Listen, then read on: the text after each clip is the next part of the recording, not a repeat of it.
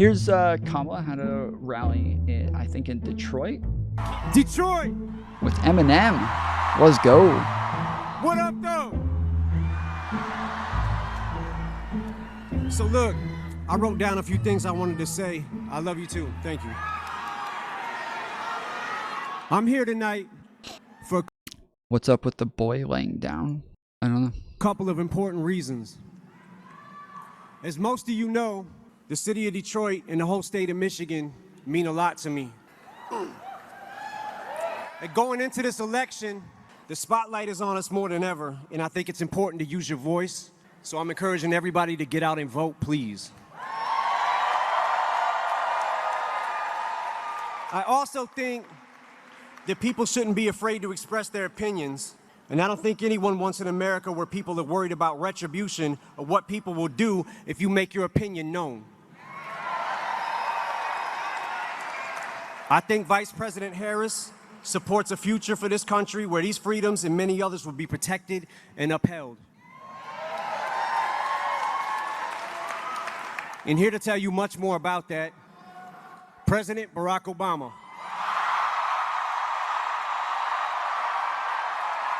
Yeah, no, Justin, where you're saying, oh, you wouldn't do that, you wouldn't say stuff at another no, I would. I do. If the fucking security came and escorted me out of Trump's rally, I wouldn't have been upset about it. I was yelling and saying some fucking crazy shit. So yeah, I would not have been upset if they had escorted me out. I was trying to be quiet and not be too loud. I wasn't being as loud as those people were. I wasn't chanting over his speech the whole time. The only time I yelled stuff was like during quiet moments or while like in between him saying things, but I was not yelling over him the entire time while he was trying to talk. If I was doing that, yes, I would have deservedly have gotten kicked out of the rally.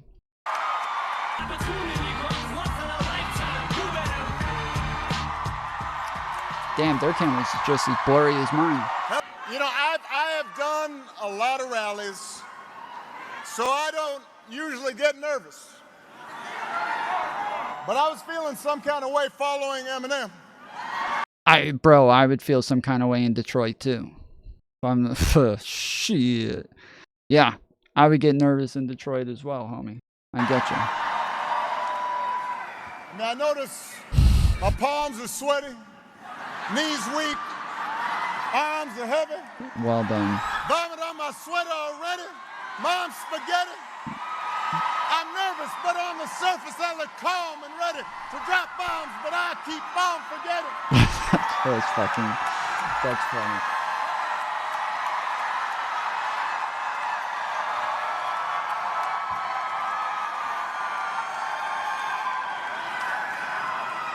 Dun, dun, dun, dun, dun, dun, dun, dun, dun, dun, dun. I thought Eminem was going to be performing. I was going to jump out. Love me some Eminem. That's fucking bass, dude.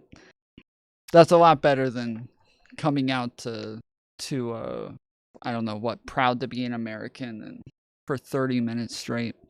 That's funny though. He's a little too gray for that. Yeah, so apparently people were upset about this. This got some people upset. See, I come from the D where we got shades and we be flicks. If you ain't from my state, then you should know, don't listen. What's this guy's name? So this was at New York. So if you guys watched me at the rally today, everybody who came up and spoke, almost all of them said, can you believe they were upset at us for what happened at the New York rally? Can you believe how upset they were? Apparently, I think they said that Hillary said that the people at the New York rally were going to be Nazis or something like that beforehand. And then they showed up and said a bunch of fucking racist shit. Like, I don't know. I do think that people are being like a little soy about it. Like, it's a good opportunity. It's optically bad if people are saying it's going to be a bunch of fucking Nazis. And then you have, Tony Hinchcliffe show up and make a bunch of fucking racist jokes. Like, so that's probably not the best idea in the world. Like, when they're saying it's going to be Nazis, that you just get somebody to come say a bunch of racist shit. But at the same time, it's a fucking comedian. Like, it's supposed to be funny. It's supposed to be a joke. Like, it's not even, it's not that big of a deal. And I do think that people are being like a little soy over it. but at the same time, it's politics. They're going to use it. If he went to the Democrats' rally and did the same thing, they all would have soyed out about it in exactly the same way. They all would have made the same big deal about it.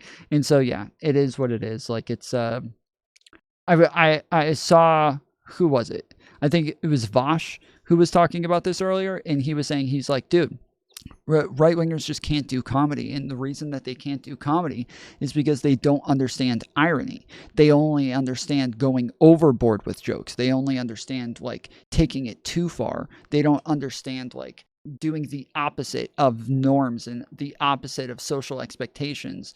And so where everybody expects you to be racist, it would have been funny if you came in and did this whole like soy SJW thing instead.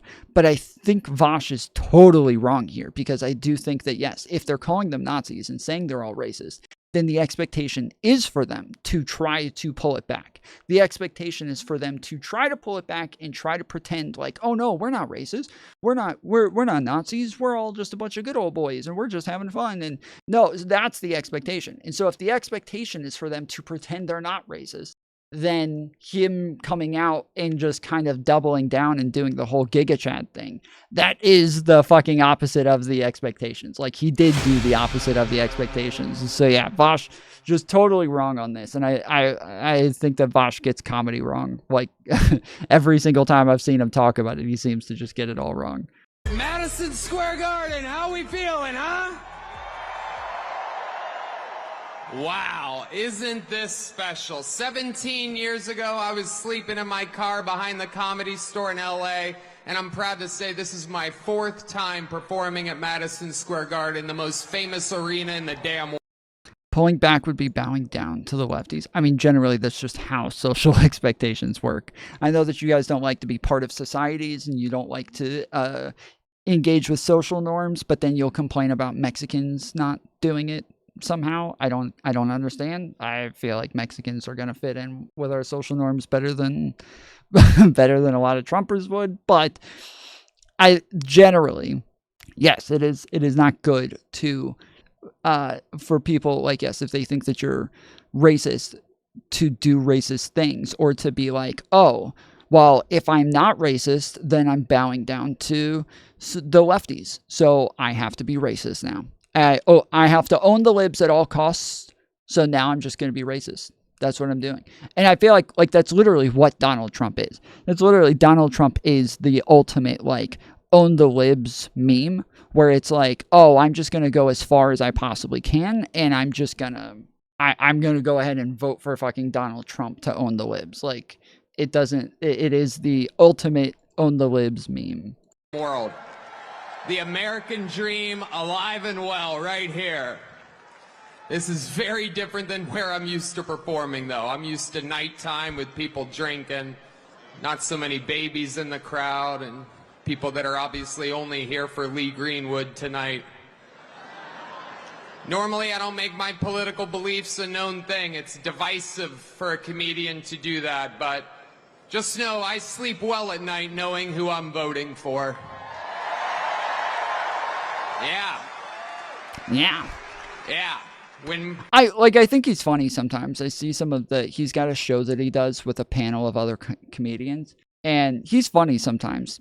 For the most part, he just seems really cringe. There's tons of like comedy YouTube channels that do tons of reviews just dunking on him nonstop, and I didn't even know that he was voting for Trump. Like, I didn't know that never, like, his politics never played into my judgments of him at all. He's just always seemed kind of obnoxious and insensitive, honestly. He just comes off as kind of sensitive, but he is funny sometimes. He's able to be funny sometimes. I lay down and my head hits my pillow. Felt so good, and I thought to myself, what an amazing pillow. I have a little stuff happening, people. I live in the great state of Texas now. 18 years in Ohio, 20 years in California, and I got to see California turn to absolute horrendous thing. And traveling the world, I got to see San Francisco turn into one of the most demented cities, one of the greatest downfalls I've Why are you fast forwarding? Because people keep asking when I'm taking call-ins, and if I go through this entire thing, it's going to take a long time to get through all the news. So I do want to try to get through this as quickly as possible. So I'm going to skip through some of it and just try to like show the more controversial parts that people are upset about.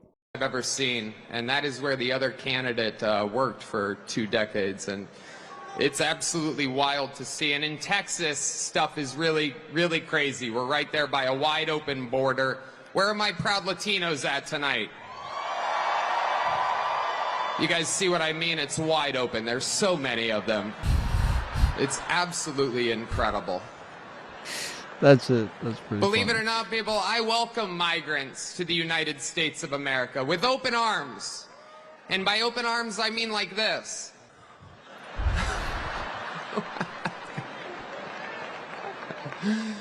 It's wild. And these Latinos, they love making babies too. Just know that. They do. They do. There's no pulling out. They don't do that. They come inside, just like they did to our country. Republicans He's not wrong. He's not wrong. You got to give it to him. He's not wrong. are the party with a good sense of humor. Free speech is under attack, people. I host a show, and each week I get updates what words we're allowed to use and not use anymore. It's happening right now the past few years. It's a real thing. I think you're just kind of a bitch. Like I'm sorry, but all the things that they complain about that they're not allowed to say are things that I say all the time. And yeah, people get upset about it. People get mad. They leave my show. They'll go fucking say a couple of things on Twitter. There'll be like 5 or 6 different shows pissed off about it. And then I say it again the next show. I don't know. Like, it just is. I don't sit here. I'm not allowed to say it. Oh, I'm not even allowed to do this. I'm not even allowed to say these things anymore. Like, what? You know, when you say the things that they're going to get upset. I'm not going to sit here and act like I'm surprised afterwards that a bunch of lefties are upset. I know when I say it, the lefties are going to get upset. That's kind of part of the humor in it, is that, like, it's just kind of, that's like the entire idea of edgy humor, is when you say it's edgy, you're like on the fucking edge of, like, yeah, or going over the edge. That's what that is. That's what that means. And so when you use edgy humor, the idea is that, yes, you are going to piss somebody off most likely.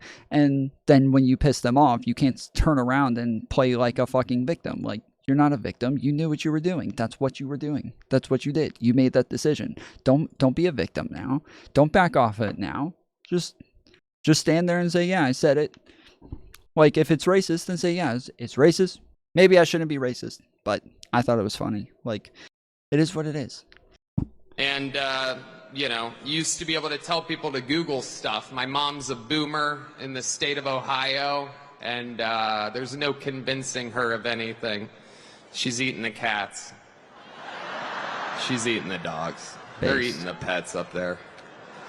It is absolutely wild times. It really, really is. And, you know, there's a lot going on. Like, I don't know if you guys know this, but there's literally a floating island of garbage in the middle of the ocean right now.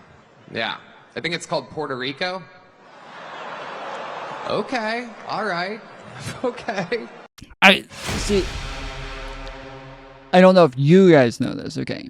A floating island of garbage is Staten Island. That's Staten Island. That it is, like, and it's not even like it's not like a joke. It's not an insult. It is literally, like, I grew up on Staten Island. It is the biggest landfill in the world. And so it's floating. These right-wingers think that islands float. This is like the 4th or 5th example of somebody on the right saying that that islands are floating, or that they're afraid it's going to tip over or something. But yeah, so I think that I don't know if that was like part of the joke, is that he, like, it's the build up is that you think he's going to say Staten Island and then he says Puerto Rico instead. But I think that people who don't know that think he's just calling Puerto Rico a floating pile of garbage, which, yeah, he's not. The joke is that you think he's going to say Staten Island, and then he says Puerto Rico. We're getting there. Now, again, normally I don't follow the national anthem, everybody. This isn't exactly a perfect comedy setup.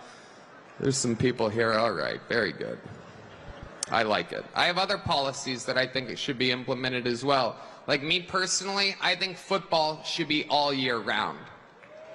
Yeah. So many great athletes. I don't know about you guys, but I think that Travis Kelce might be the next O.J. Simpson.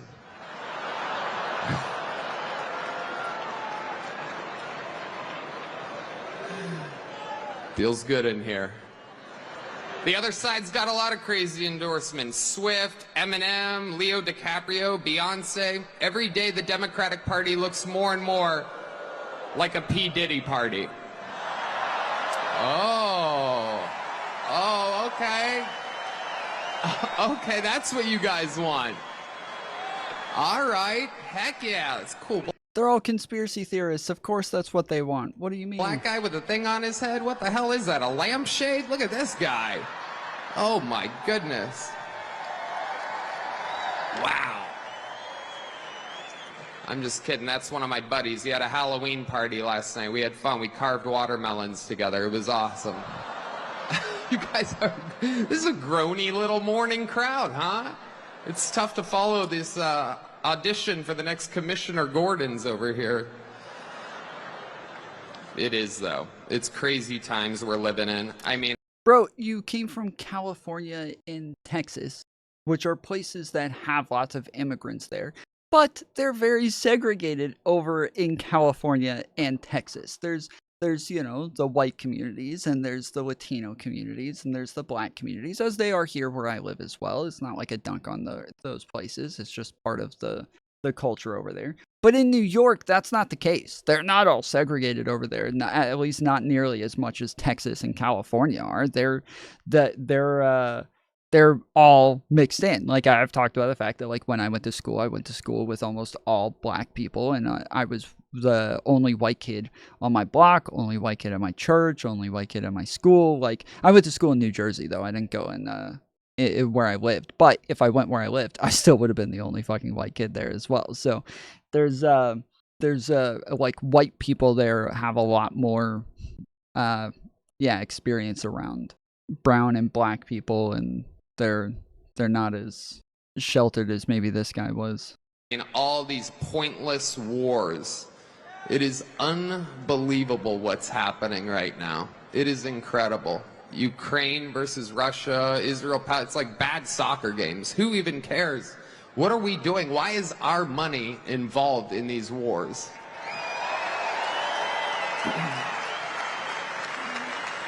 When it comes to Israel and Palestine, we're all thinking the same thing. Settle your stuff already. Best out of 3. Rock, paper, scissors. You know the Palestinians are going to throw rock every time. But you also know the Jews have a hard time throwing that paper. You know what I'm saying? See, this isn't so bad, dude. This isn't so bad. I get it. I get that the Democrats want to use this as like a political thing. Obviously, they should, because yes, if he did this at the Democratic at a Democratic campaign, the right wingers would all use it against them as well. So like, it is what it is. It's part of politics. They're all going to use stuff against each other when they get the chance. He just handed them a bunch of shit on a silver platter. This is now, look at all the racism at the Donald Trump rally. Like, it's exactly what everybody wanted, and so it is what it is. But this isn't so bad. So I don't know. I watched like vaush and all of these lefties freaking out about this. I don't think it's that bad. I think that this is like pretty standard for comedy, and he is a comedian. I understand that it's probably not the best to have at a rally for a political candidate, but yeah, I guess that's for that's for brown and black people to decide if they're upset about it. Then they can not vote for Trump, but which they're not. Everybody's acting like there's a big difference. I watched a couple of channels over the last couple of days where they're like, you know, I'm a Republican, and dude, all my black friends, they're all voting for Trump. They all hate Kamala. They all say she's not even black, dude. It's like, all right, I don't know how every single fucking Republican I know says that all of his black friends are voting for Donald Trump as though this is like a new thing, because Currently, it's going to be the same amount that voted for Trump in the last election. It's going to be 14%. Same thing. Same thing. I think in the first election, Donald Trump won. It was 9% of black people. Now in the 2020 election, it was 14%. In this one, it looks like it's going to be 14% again. So, motherfucker, I'm black. I'm voting for Trump. I don't know why you think that changes anything I just said. What does that have to? That changes nothing. Okay, you're black. You're voting for Trump. Cool story. Still same percentage as the last election. Didn't change. Now that you were added on top of that, still same percentage. So yeah, it doesn't look like it's going to be any different. It looks like it's still going to be another 14% for Trump again. This time, it's not. They're not winning him over at high rates right now, but yeah, that's the majority of the stuff that people are upset about from what I've seen, and it's not horrible. The guy is cringe as fuck, but this wasn't anywhere near his worst shit. This morning, the Trump campaign is playing cleanup, trying to distance the campaign and the candidate from comments made from the stage at his big rally yesterday here in New York. Comedian Tony Hinchcliffe was among the warm-up acts to speak, and here's what he said. I welcome migrants to the United States of America with open arms. And by open arms, I mean like this. These Latinos, they love making babies too. Just know that. They do. They do. I don't know if you guys know this, but there's literally a floating island of garbage in the middle of the ocean right now. Yeah. I think it's called Puerto Rico. Joining us right now, Democratic Congresswoman from New York, Alexandria Ocasio-Cortez. Thanks for being here. Of course. We got to send the brown woman out. Let's send the brown woman out, everybody. Get her ready. Time to scream racism. You called this out last night. You were hanging out with Tim Walz. You guys were streaming. You called it out last night. Fresh eyes on it this morning when you see that remark and you see now that comedian responding to you guys. I'll read a bit of it for you. I know you've seen it, but for everyone out there. These people have no sense of humor. Wild that a vice presidential candidate would take time out of his busy schedule to analyze a joke taken out of context to make it seem racist. I love Puerto Rico and vacation there. I made fun of everyone, watch the whole set. I'm a comedian, Tim. Might be time to change your tampon, is what he ends it with. What does it mean today? What does it do today? You know, this honestly isn't really about a comedian. This is about the Trump campaign. Those comments and that individual saying those things on that stage, inciting an entire arena of individuals. Yeah, she's not. I mean, she's not wrong. This is what I was saying. Is that yes? Like it's not a problem that a comedian is saying this. This is normal for a comedian. This is normal for somebody to say as a comedian and doing a stand-up routine. This is all normal. There's absolutely nothing out of the ordinary for any of this. It's to do it for a campaign, and especially a campaign that seems to have problems with race. It is just it's going to be a bad look. But like, that's part of what I'm saying is that, like, yeah, for stuff like this, like, it just is what it is. It's you knew what you were signing up for. You knew what you were doing. Like, you know that this is part of the deal. And so I don't know why the Trump campaign is trying to distance themselves from him now, if like they had to have known this is what they were going to get. I don't get it. Who have been previously incited to commit attacks like the ones we saw on January 6th by people like Donald Trump, none of that was an accident. These campaign events are put together. They are vetted. That language was vetted by the Trump campaign. That person was approved by the Trump campaign. But Meg the Stallion is cool. I don't know. I don't know anything about Meg the Stallion. Is she racist? If she's racist, then no. I guess that's bad too. I don't know anything about her.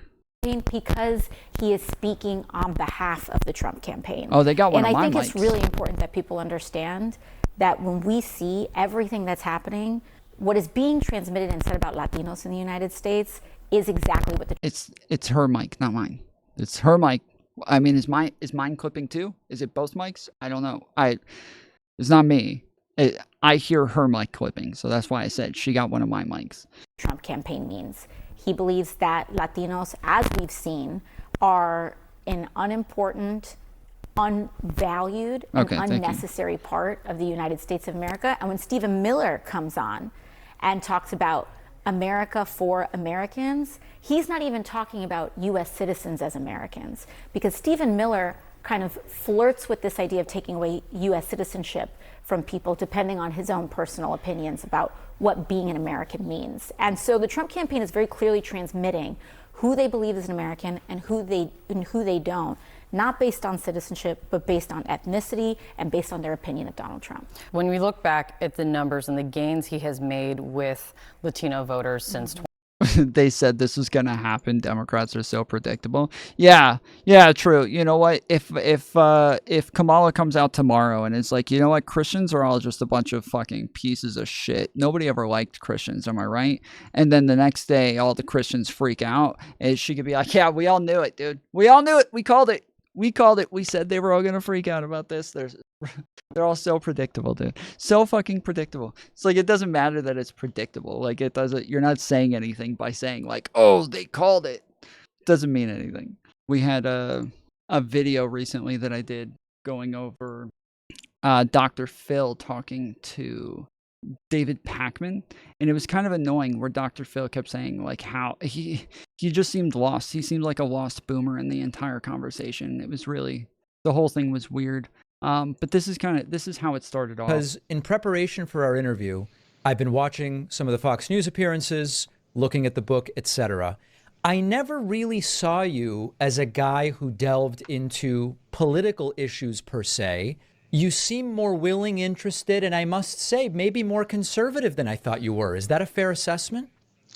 Not at all. Okay. Because I am so not political, you can't even believe it. And I'll tell you, I'm so not political, you can't even believe it. Right? That's what he says. I'm so not political, you can't even believe it. Well, guess who else was in New York?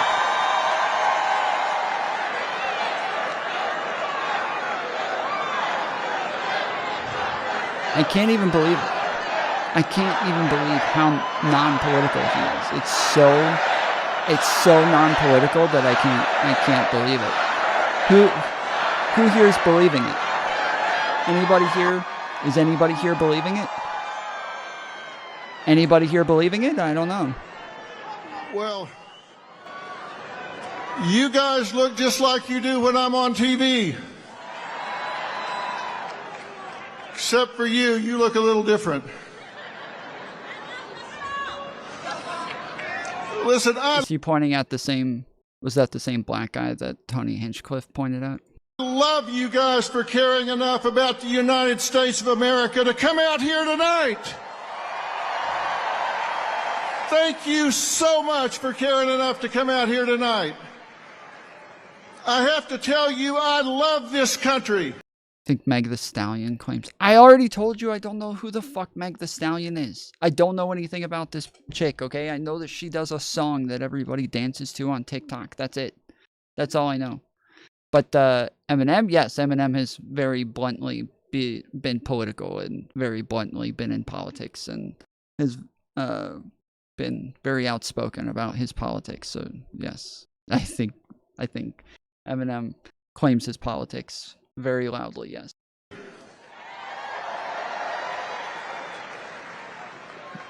I do. I love this country. I stand up when our flag goes by. I put my hand over my heart when they play our national anthem. And I'm so proud to see so many people take time out of their day to come out here and stand up for this country.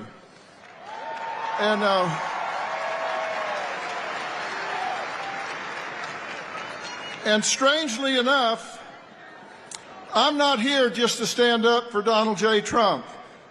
Lord knows he doesn't need me to stand up for him. He's tough as an old army boot. He's got lots of enemies, different groups that are scared, and between them, they have impeached him, indicted him, raided him, railroaded him, shot him, and sued him. That's who I want to be my president, is the guy who keeps getting impeached and getting felony charges, keeps getting sued. Damn, sounds like a great advocacy for president. Thank you, Phil, for that.